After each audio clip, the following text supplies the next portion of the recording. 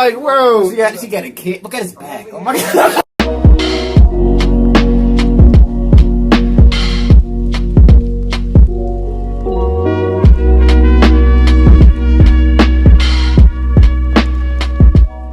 Yo, what's up? Welcome back to another reaction. We're gonna be reacting to Dave Chappelle, Closer, the part no one wants to talk about. Daphne, Dorman. Yes, The Closer. I watched it when it first came on Netflix, and it was hilarious. I mean, it was pretty much his What's that? appeasement to the trans community and him trying to tell you through his jokes why he's not attacking you. He's just making fun of people like he does everyone else. You know what I mean? And he was able to express that through the story of one of his friends who happened to be a trans person who wanted to get into comedy.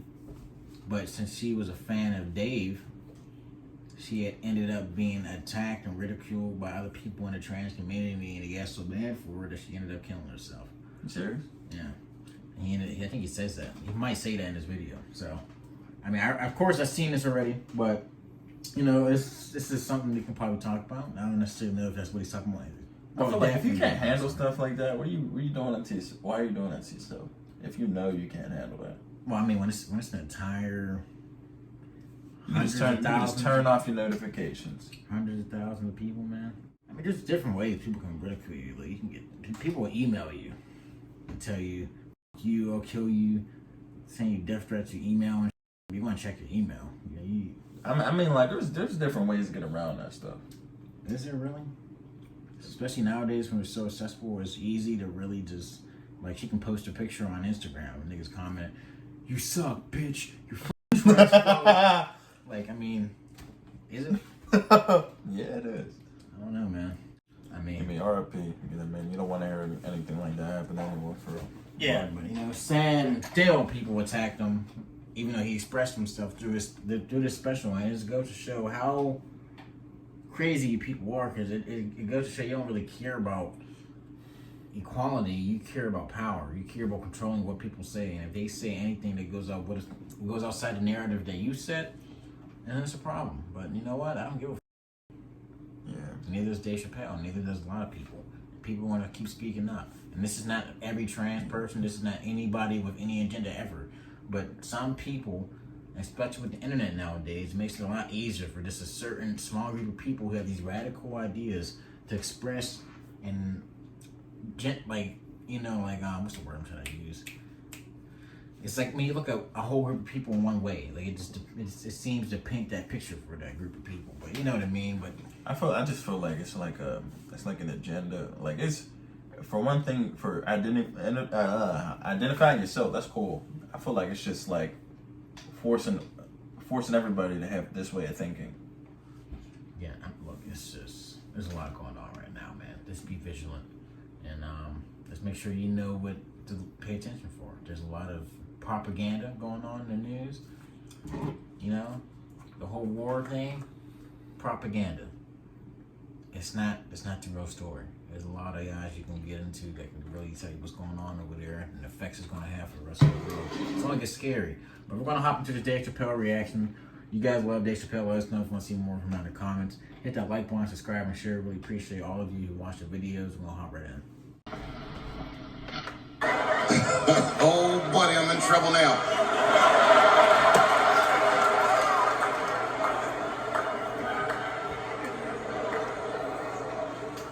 Before I go, I want to share this story with you because it's important to this point. I want your community to know that one of the coolest people I ever met was a transgender woman. And this is not a man that I knew that became a woman. This woman was trans when I met her. Lived in San Francisco. Daphne Dorman is her name. I would do 18 shows in the Bay Area, sometimes in Oakland and Dirty Hood nightclub, and she would be there, a white trans woman, laughing loud and hard at everything I said, especially the trans jokes. It's very puzzling. Because she was obviously trans. Obviously. And one night after one of the shows, I met her. And what it was, turns out, it was her dream to be a comedian. And I was her hero.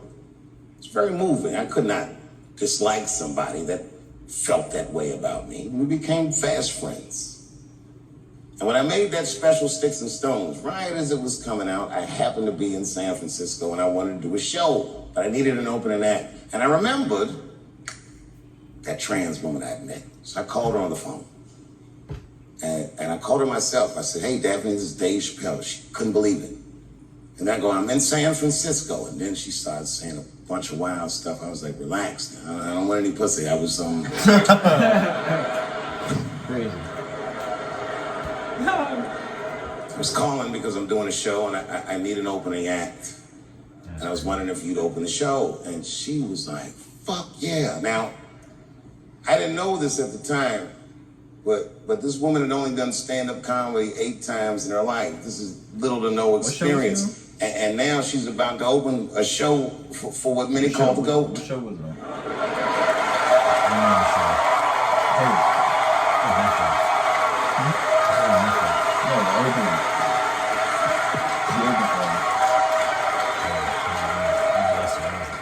She's an amateur in stature, but in practice, she was very professional. She showed up early, which is something I appreciate because I like people to be on time. She was dressed to the motherfucking nines. I mean, I'm transphobic, and even I was like, you look nice.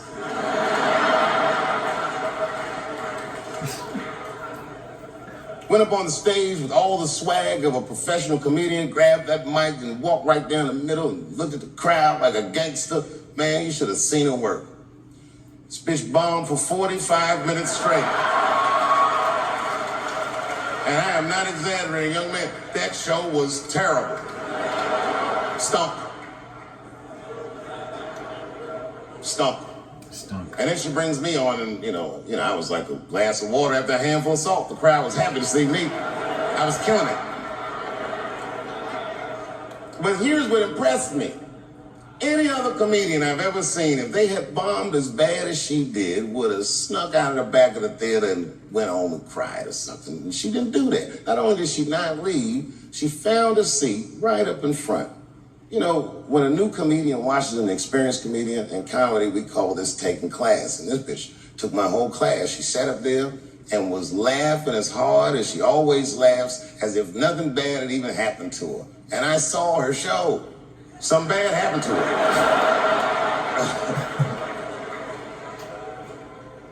She was drunk. So she starts talking to me while I'm on stage. But the way a person would talk to a television when they were alone, she's talking to me like that. That didn't bother me because I knew her. But the crowd didn't like that shit at all because she sucked. And a guy in the back of the room stood up. And Daphne's hair was dyed blonde at the time, and the guy screamed out, and his energy felt wild as fuck. He said, hey, Daphne! And everybody got clamped, that got tense. We didn't know it was a heckler or active shooter. And he said, does the carpet match the drapes? Yeah, it was fucked up. The whole crowd kind of groaned, because it was so, mean. Everybody groaned, except for Daphne. She kind of laughed, which was weird. And she didn't even look all the way back. She said, sir, I don't have carpets. I have hardwood floors. Just like that. Just like that. Boy, when she said that shit, it blew the phone place. Cut all the tension. With that one joke, she made up for 45 minutes of a stinker of a show. And after that, she could do no wrong. And I kept on rocking. She kept on talking to me. And then the show became something cooler than a show. It became like a conversation between a black man and a white trans woman, and we started getting to the bomber shit. All them questions that you think about, that you'd be afraid to ask, I was just asking them, and she was answering them, and her answers were funny as shit. The crowd was falling out of their chairs. And at the end of the show, I go, oh, Daphne, I said, well, that was fun. I go, I love you to death, but I have no fucking idea what you're talking about. The whole crowd laughed, except for Daphne. Now she looks at me like I'm not her friend anymore. Like I'm something bigger than me, like I'm the whole world in a guy. And she said, I don't need you to understand me. I said, what? She said, I just need you to believe, just like this. She goes, that I'm having a human experience. And when she said it, The whole crowd kind of gasped. And I gave the Fight Club look. So I believe you, bitch. Because she didn't say anything about pronouns. She didn't say anything about me being in trouble. She said, just believe I'm a person and I'm going through it. You know, I believe you because it takes one to know one.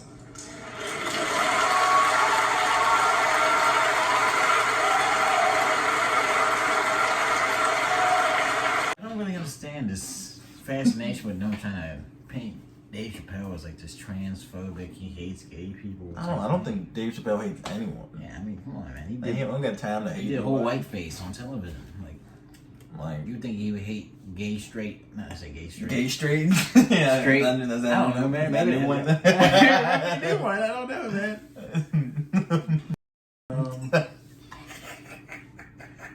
I don't know, man. Fluid sexuality.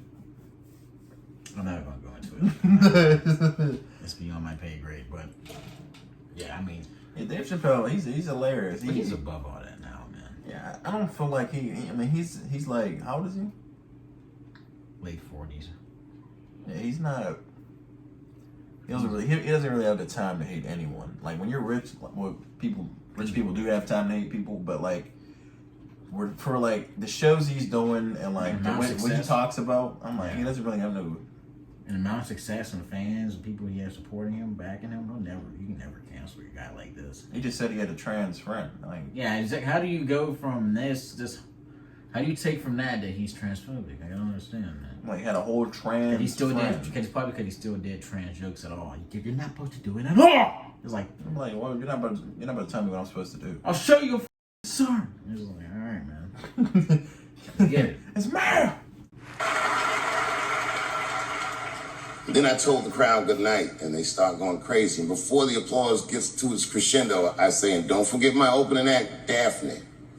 The crowd stood up, and I looked at her, and tears came out of her eyes. She couldn't believe it was happening.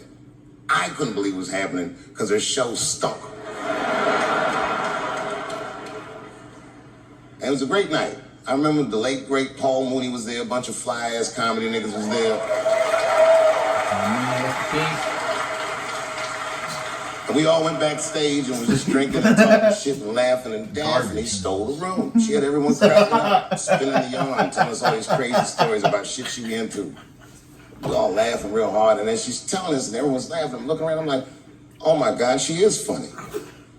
I pulled her aside and I said, you're hilarious. I didn't know that when you were on stage. I said, you're doing some things wrong, but I can help you. I said, anytime I'm in San Francisco, why don't you open a show for me, and I'll just try to give you some pointers, see if you can't work this thing out. And she said, are you serious? I was like, yeah. And she grabbed me real tight, hugged me, squeezed me. And I pushed her all violently because I'm transformed. Boundaries, bitch.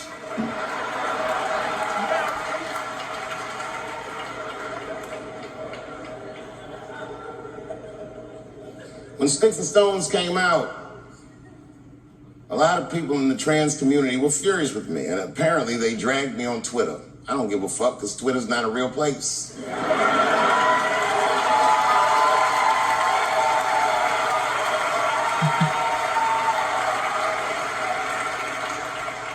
And the hardest thing for a person to do is go against their tribe if they disagree with their tribe. But Daphne did that for me. She wrote a tweet that was very beautiful. And what she said was, it was almost exactly what she said. She said, punching down on someone requires you to think less of them. And I know him, and he doesn't. He doesn't punch up, he doesn't punch down, he punches lines, and he's a master at his craft. That's what she said.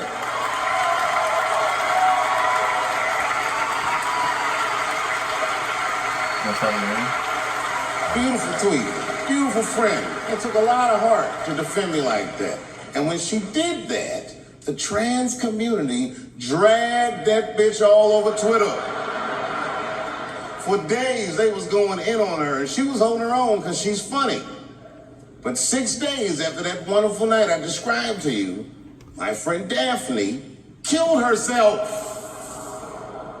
Oh, yeah. It's a true story. My heart was broken. Yeah, it wasn't the jokes. I don't know if it's them dragging her. I don't know what's going on in her life, but I bet dragging her didn't help. I was very angry at them. I was very angry at her. I felt like Daphne lied to me. She always says she identified as a woman. And then one day she goes up to the roof of a building and jumps off and kills herself. Clearly. Only a man would do some gangster shit like that. Hear me out. As hard as it is to hear a joke like that, I'm telling you right now, Daphne would have loved that joke. That's why she was my friend.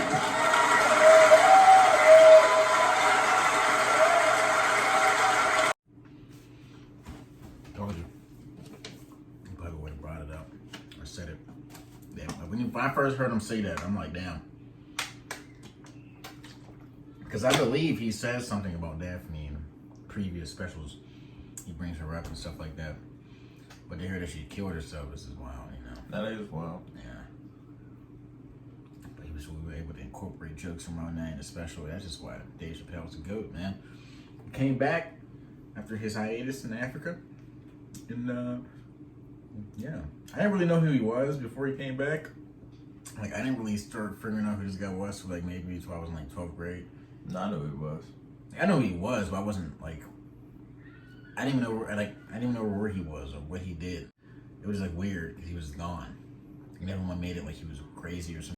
Like he just disappeared off the face of the earth. But I never heard that. I just thought he just went away for a little bit. Like, you know what I mean? There's just some people you can think just like went away for a little bit. Like Tupac. No, No, he's still in Cuba, right? I don't know, man. Like Martin Lawrence, like how like he went away and like after he did movies or you know what I mean? Just I never really what's his dress? Gave it a thought. He probably hangs it up. He got a second clause. Second clause for his Big Mama dress. Yeah, he got Big Mama 1, 2, and 3. Coming on different clauses. Did you watch the third one where it was like his son and they were both dressing up together? It's embarrassing. Come on, black man, they gotta do better than that. So I'm letting them put them dresses on us. You heard what Dave said? I ain't wearing a dress. Fucking, they got everyone come in there trying to make them nigga wear a dress. The producer, head producer of the show, the executive of the network came in. Hey, Dave, come on, it's a part of the joke, man. I think the dress will really bring it out. It's just like, bro, I'm funnier than a dress. Get that out of here. I don't know, man, but Dave Chappelle's funny as hell. Let us know if you want to see more from him down in the comments. Hit that like button, subscribe, and share. It's the road to 10K subscribers. Really appreciate all the support. Peace. Peace.